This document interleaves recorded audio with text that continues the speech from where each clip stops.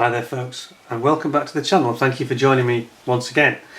Today another treat for you from Wingnut Wings. We're going to do a quick review of this beautiful Roland C.II. Now the Roland C.II is an interesting aircraft. It came in sort of early mid-World War I, about 1915, and it was kind of it wasn't revolutionary in any particular area, but it was almost like an evolution of some good technological advances and ideas in terms of aerodynamics, in terms of construction, and it was actually quite a successful aircraft. It was actually designed as a reconnaissance and sort of tactical observation, ground spotting aircraft, but very soon they decided that it was so good that they wanted to put guns on it, so they had a forward firing Spanner machine gun and a parabellum for the guy behind, for the observer stroke gunner as he became.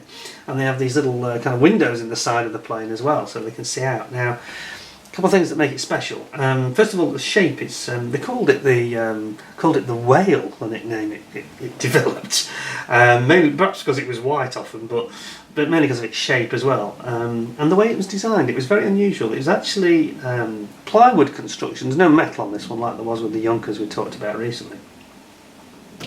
It's all plywood, and it's basically thin strips of plywood in a sort of hoop style, and then longitudinal planks of plywood, thin plywood as well. So you end up with quite a strong construction that was copied later by the British, of course, for the Mosquito in World War II. So it was actually a proven system, and it gave you an aircraft that was very light but very strong. Now it doesn't have the gun resistance that the all metal constructions had, like the Junkers J1 for example. But this was not really intended. This is a sort of aircraft intended to dart around taking pictures and observing the trenches and all that kind of thing. But they were so pleased with its performance that they added these guns, as I say. Now there's a couple of other things that made it special. The aerodynamics were on, and you can see straight away it's a very aerodynamic looking aircraft. Sort of three things that are interesting. One is the shape is like very similar to the albatross. That slender sort of shark-like look to it. Or they said a whale, but I would say shark is more fair. And then you've got the fact that it's got this wing design which actually meets exactly with the top and the bottom of the fuselage, which means it's much stronger, and it eliminates the need for any struts, inboard struts, cabane struts, and that reduces weight and it makes the complexity less. The only downside to this aircraft really was that it was quite expensive and slow to produce, unlike the Mosquito many years later in Britain, where we had all these woodworkers and we were able to throw people at it, because it was a material that was more readily available. In the First World War, because it was quite complicated to make it this design with all these hoops and this longitudinal plywood, it was quite long-winded and it was not quick or easy or cheap to make, so that was a downside. But the aerodynamics, you can see, unlike the recent Junkers, which had some very strange aerodynamics on it, with that weird engine that was sticking up like a huge tower out of the front of the plane, and the very weird tail design. This is not like that at all. This is much more slender. Yes, the engine does stick out, but not in the same way. Huge, not like doubling the height of the front of the aircraft. And you've got a much more sensible tail. Anyway, let's get into the model. So I'll bring you in for a closer look. And we'll have a look at what Wingnuts have done with this, because this is quite a nice aircraft and very evocative of the First World War. So it's bound to tell you pretty much the same on the side. It had a 160 horsepower Daimler engine, which obviously was quite small, but again, because it was intended for artillery spotting and reconnaissance, it wasn't supposed to be a fighter. It just needed to be light, agile, get in and get out again and get the information back to the generals in the German trenches, It could, however, pretty much outrun any fighter in 1915 that it encountered. Well, that's impressive. The first production batch of 50 of them appeared in December 1915, so it is, isn't it? It's about, it's about halfway through the war almost. It's only a third of the way through. It had a rollover hoop. It has a steering wheel control column, which is unusual at the time. Aileron control gun cables routed through the bottom of the wings, and a single parabellum LMG-14 machine gun for the observer. Subsequent Rolands were fitted with additional improvements, including a forward-firing AMG-08 Spandau for the pilot machine gun, and an angled rollover hoop to strengthen the wings. Most of them were retired from the frontline service by mid-1917, because by then Allies had, the pace of development was rapid and the Allies had developed their own faster aircraft. So that was typical of all aircraft in the First and Second World War, wasn't it, really? Apart from the Spitfire, of course, and the ME-109, which went right from beginning to end. But anyway, let's have a look at what Wingnuts have done. So let's, again, we're going to be enjoying some beautiful engineering, I'm sure, here. Some plastic. Oh, there's quite a few clear parts. Those windows I talked about, isn't it? Got to be careful with these bags, of course, because it's a valuable kit. Talk about that a bit more at the end, perhaps.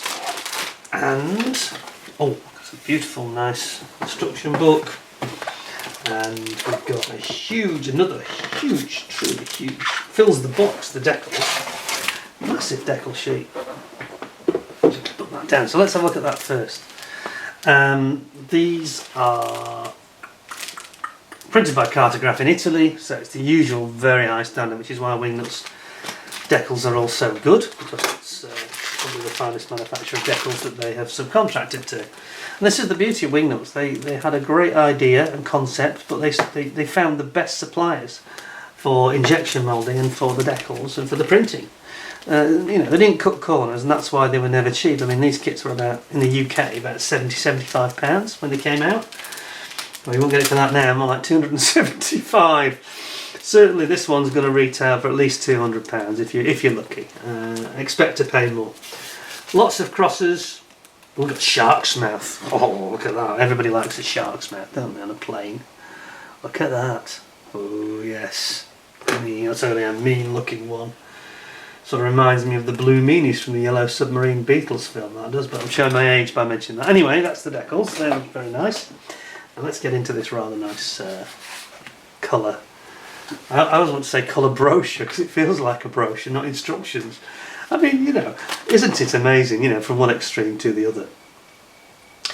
I recently reviewed the Kinetic Harrier GR1, GR3, which is quite a nice kit, but had the most appalling instructions, really. Like a photocopy that's been done at the local copy shop by somebody who doesn't know how to use the copier, okay? And we had similar with the Scorpion tank, the FV101. And that was terrible. That was just awful. And they were badly printed. They had lots of mistakes on them.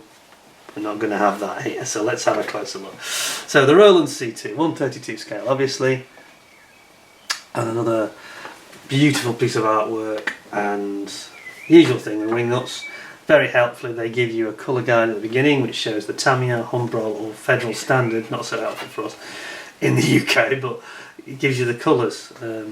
But always be aware that World War One aircraft were notoriously unreliable in terms of what colours they were, because there's so few colour photographs. And they used to make it up on the hoof and do their own thing from batch to batch anyway, with a lot of them. Anyway, here we've got all the sprue trees are shown, and the decals.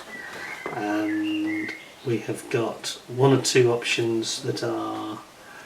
there's a lot of props, interestingly. There are no less than 1, 2, 3. There are 8 props in this kit, and you only use that one there.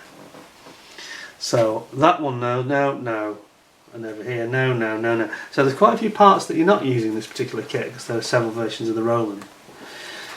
Anyway, into the instructions. Let's come in closer. Now then, what have we got?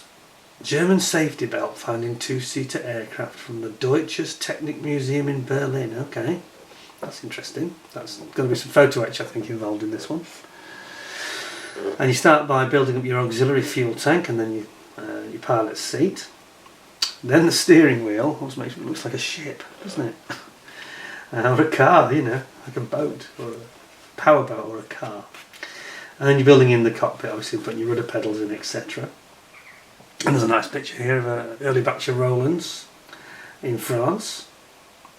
It says that some aircraft are missing their inspection hatch in front of the radiator. Oh yes, I think we're talking about here and here. That's got one that hasn't. Another photo on page 7. And it's talking about the difference in the way they've painted them. Again, just what I was saying about the variances, Anyway, cockpit continued. Just zoom you out slightly. Continue with the cockpit here. putting in all your spark advance lever, wireless generator clutch, little onboard generator with starting magneto here, and then you've got your observer seat, which looks, you know, not quite as comfy as the pilot's high back seat, is it? He's going to be standing up a lot, I suppose.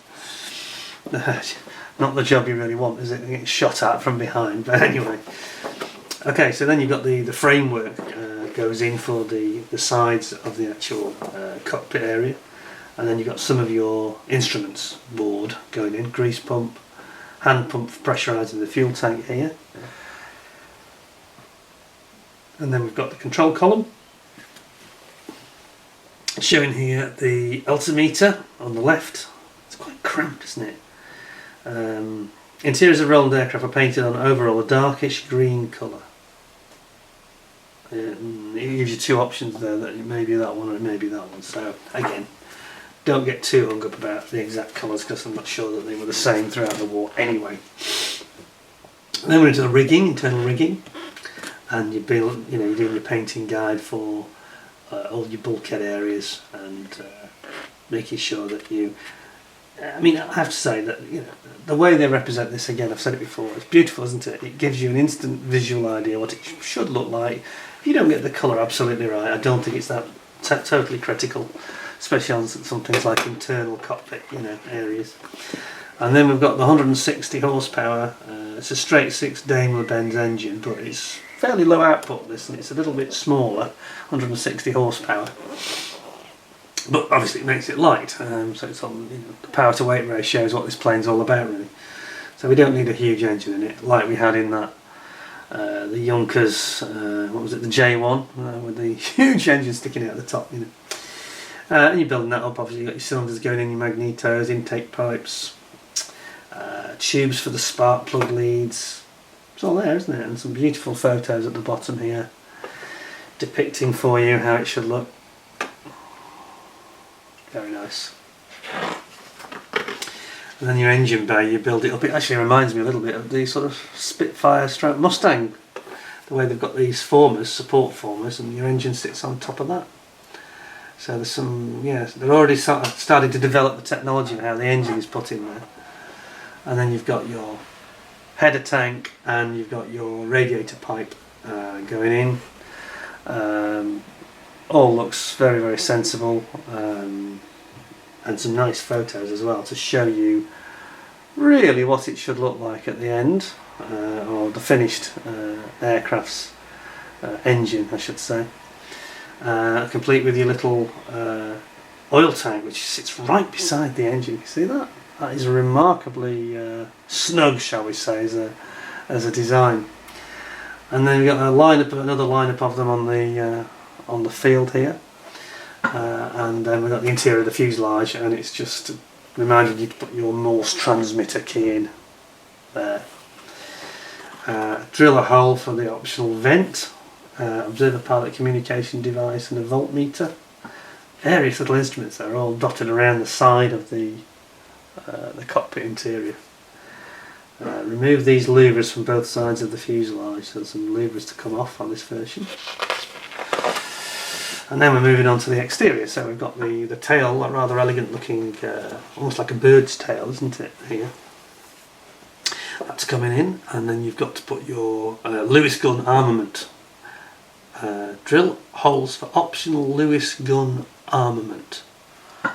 Optional Lewis gun. I didn't think they carried a Lewis gun. This is a German aircraft. I think that might be a mistake.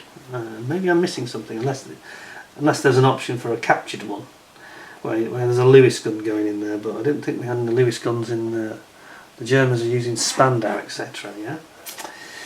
That's quite intriguing. I'm going to look into that. Have a look, see if I spot a Lewis gun.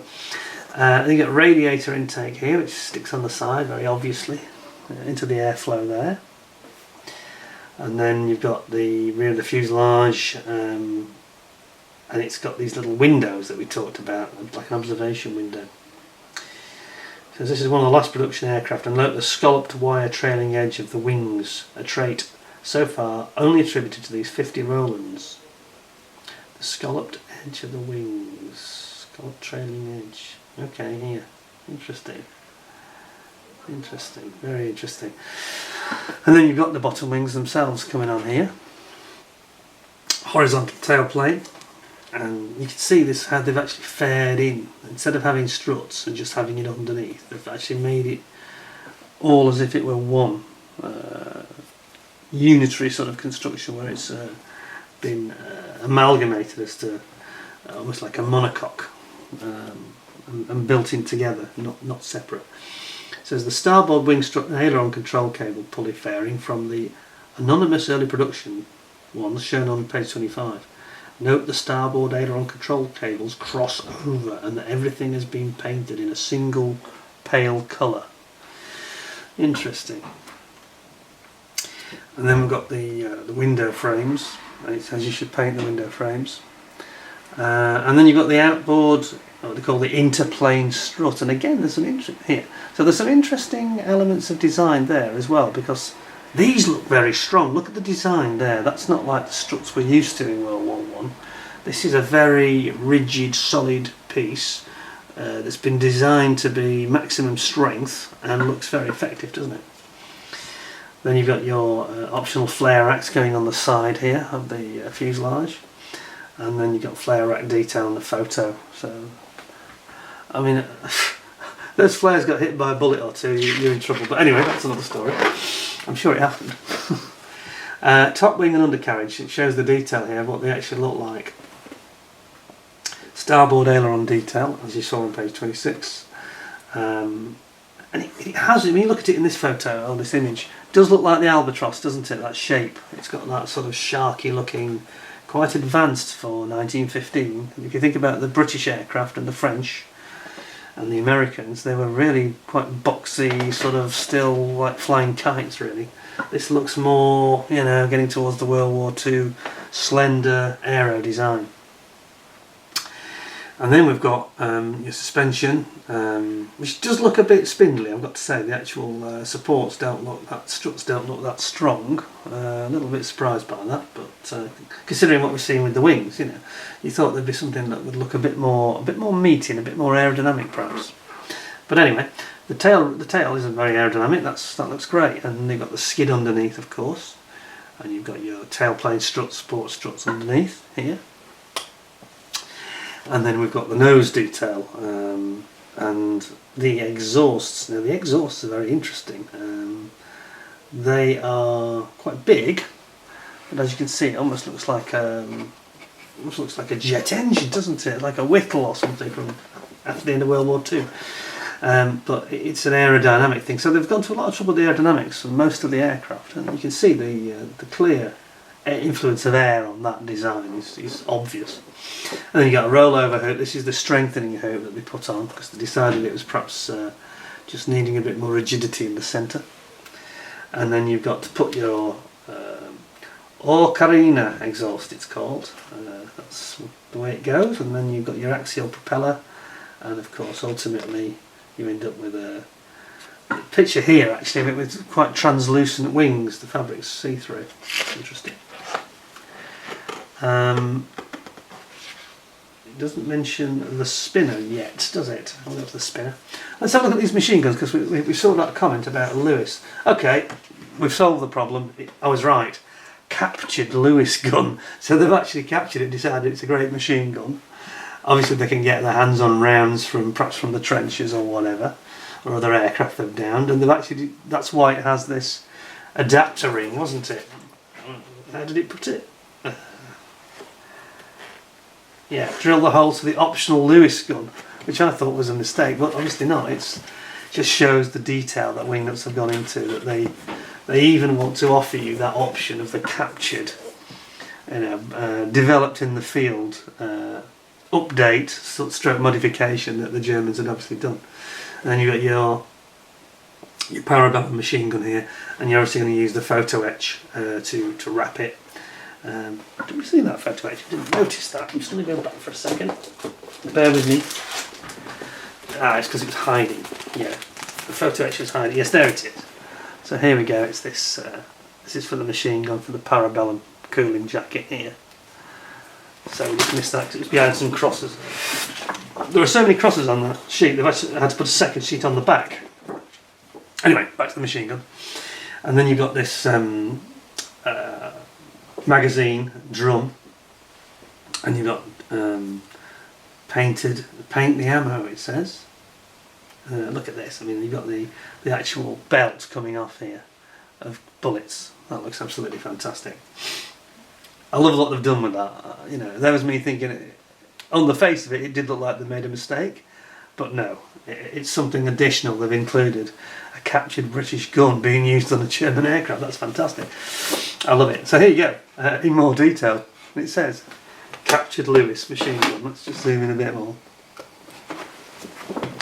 There we go, captured Lewis gun, and it's got this sort of Heath Robinson framework they've hatched together here to make it fit on.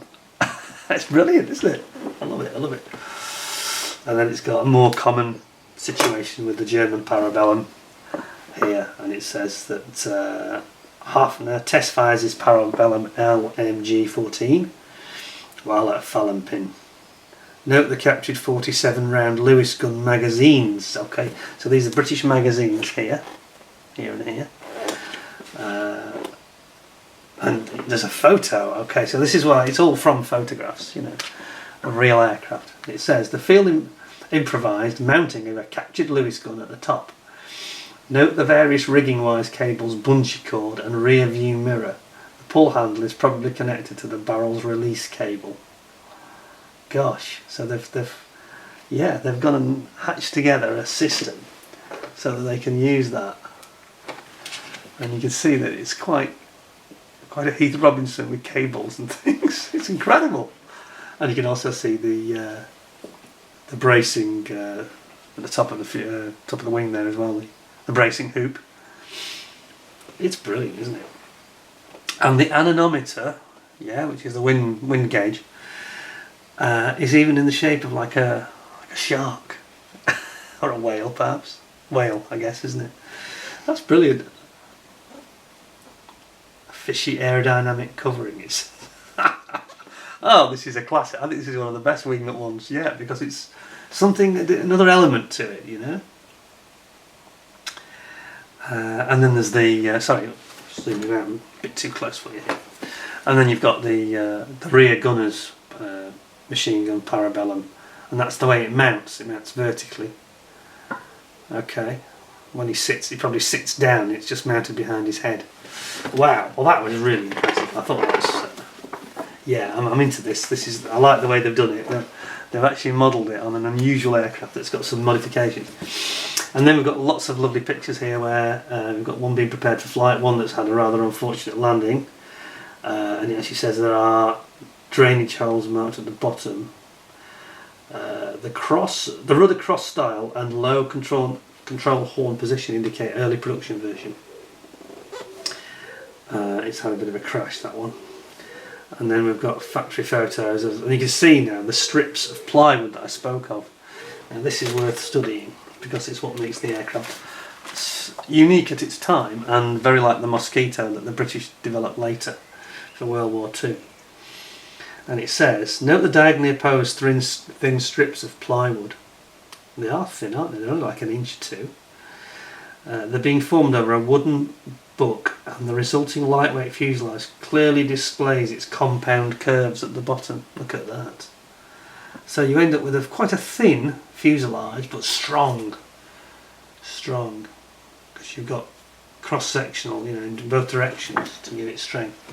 Then here we've got our flare pistol, an Icefield flare pistol and flare.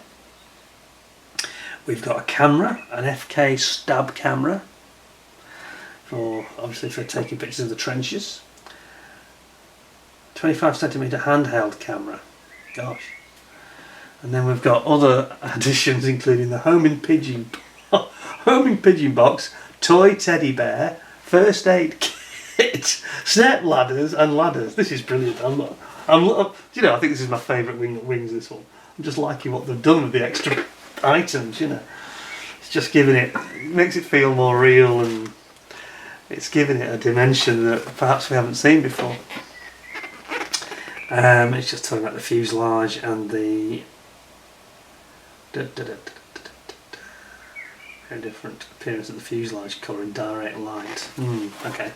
Then we've got the come out for this one. Got the rigging guide, which is not too bad. I always get terrified when I see rigging on Wingnuts because I still haven't made one, to my shame, my sin. Somebody asked me a couple of days ago, so are you going to make one then? And I was like, listen, I'm nervous about making matchbox kits because it takes them out of circulation, so chances of me making a Wingnuts one. I might make a sock with camel, because that's a very common one. It's not one of the more expensive. I guess I've got to make one just to say I've done it and have the experience. I think I'd enjoy it, you know.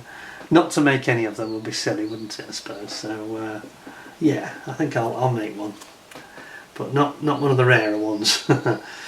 And then there's some various pictures of the little details about the rigging, and you can see the vent. It says here that the paint's been reapplied between the observer's window and the tailplane in an effort to remove the convenient aiming point. Okay, yeah, they're trying to make it so it's, yeah, that it looks all the same instead of making a high contrast area that makes an allied fighter be able to spot a good place to open up and aim for as a target. Forward fuselage cross has been removed because I think this is the thing, it was treated like a crosshair to aim for, like bullseye, you know. And then there's an all too common taxiing accident, and it's gone nose in, which is quite common I think for them. Then we've got the at the end we've got your kit's pretty much finished now, so now we've got the various schemes. What have we got? This one, March 16, so that's a fairly early one. And then we've got various photos of it in service, lots of little details like that. Converted Lewis machine gun. Note the rear upright mount for the Lewis machine gun has been replaced, so they've even got, yeah, they've done some brilliant research, haven't they? There's no question about that. Really, really good. And then we've got one early mid 1916, and we've got one in October 1916, and we've got the shark's mouth. Look at this. Shark's mouth. What is not to like? That looks mean. That's a very nasty looking whale. It's a killer whale. But that one actually has a shark's mouth of kind as well, but it looks more like a polar bear to me, that one. Don't know what you think. It's kind of weird, isn't it? What's it supposed to be? I'm not sure. Odd. Anyway, lots more reference photos for you to go out there. I've sort of slowed down and looking at this because I'm enjoying it so much. It's so many interesting things to see. It's amazing. And then we've got another couple where we've got black and white with black stripes, which is, I'm not sure about the wisdom of that because it makes you a bit of a target. Oh, we've got circles! Even worse! So this really does make you look like a bullseye, doesn't it? Like a dartboard. You don't want to be having circles for people to aim at. That's just like a target. Good lord. But they used to do a lot of this, you know. Obviously they were very confident chaps and they like to have a very individualised style. You can see in this one it's got the more traditional cross again. And of course the reason they didn't want the cross there, it's a bit of a daft place to put it. They should have put it further back because it's right in the crew cockpit area, and if you aim at that you're going to get one of the men, aren't you? That's why some of them were painting it out in that photograph earlier. And then we've got various examples. We've got one here that's had a crash. You can see the translucent nature of its wings, and then we've got a couple of final photographs just advising about the colourings that the Wingnuts team think that they are interpreting. They think that they are certain colours and giving advice there. And then there's finally just starting magneto, curling vents, just little bits of detail you can pick up on some of these rather impressive photographs. And there we are, and of course, as usual, they have the brilliant Wingnut Wings team that brought you this product. Wow, well, I haven't reviewed the plastic yet, and I'm already absolutely gobsmacked. I think that this thing with the teddy bear and the captured Lewis gun and the pigeon box is brilliant, isn't it? I'm really taken with that. Already I like it. It's going to be 10 out of 10, isn't it? You can feel it coming. Let's have a look though, see what we've got. So here we've got small sprue, on which we've got these very strong looking and very aerodynamic looking struts. I mean, that looks like it's been designed by somebody from Formula 1 to me, but it didn't exist then, of course. And then we've got bits of the rudder. Oh, we've also got something interesting here. We've got a flechette bomb, See that? Bomb flechette that you drop. Nasty. I mean, they're only small explosives, like a grenade, really. But obviously you can throw it with fair accuracy because it's got those fins on the back. So it's quite a dangerous projectile to be hurling around the sky. Then we have got the wheels, and we've got the tyres here, complete with the tyre valve, which is very impressive. So that looks good. That's a lovely sprue. Very impressive. I do like the flechette bomb, that's very cool. Next one, another small one.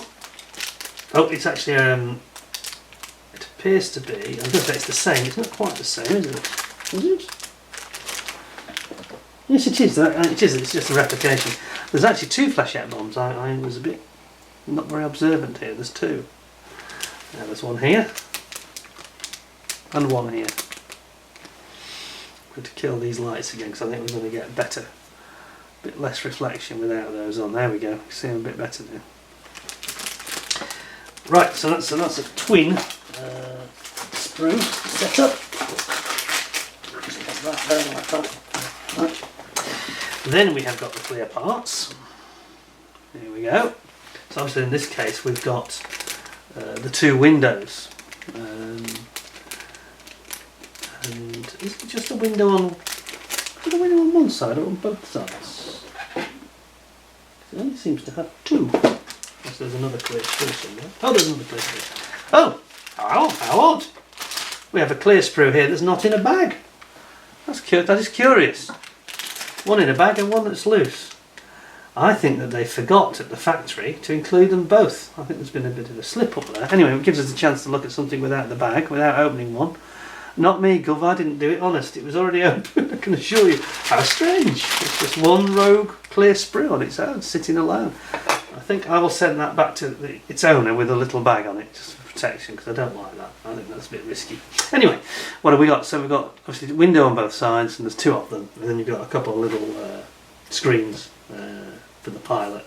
And I think there's one at the side, isn't there, just to help the gunner. I'll put that on one side, and we'll be careful with that. Make sure that gets bagged later. Now, it's machine gun time. And yes, sure enough, we have got the Lewis gun. Or have we? No, this is a parabellum sprue, so Lewis gun must be somewhere else. Here we've got the parabellums. This is a typical Wingnut Wings sprue that you'll see on other kits with the parabellums. It's got these beautiful fine details, like you've got the bullets on the belt there. And you've got some really fine detail. And you've got the different versions. You've got the parabellum that you build up with the photo etch, or you've got the one that's already got the jacket on it here, if you don't want to be messing around with the photo etch. It will look good though with that photo etch, I'm sure, won't it? Beautiful sprue. Beautiful. I'm intrigued now where these sort of additional bits are that have got these. This is why there's so many sprues, because there's all sorts of little extras, I think, that are not perhaps understanding. Now here we go, right, okay. So we've got a big sprue here, and we found our British Lewis gun. Here it is, it's hiding on this sprue. See it? So this is the one that you mount with. It's on its frame as well, this sort of Heath Robinson improvised frame. And it looks great. I love it. And then we've got the main wings, which are fairly conventional. They're a rib and canvas design. I think I need to zoom you out a bit. Yeah, it's a sort of it's all ribbed, canvas design. It's not metal like we saw in the these Junkers aircraft. And here you've got your the bracing rollover hoop we talked about, which was added when they decided it wasn't rigid enough on the centre of the wing, which looks strong, doesn't it? It's a good design.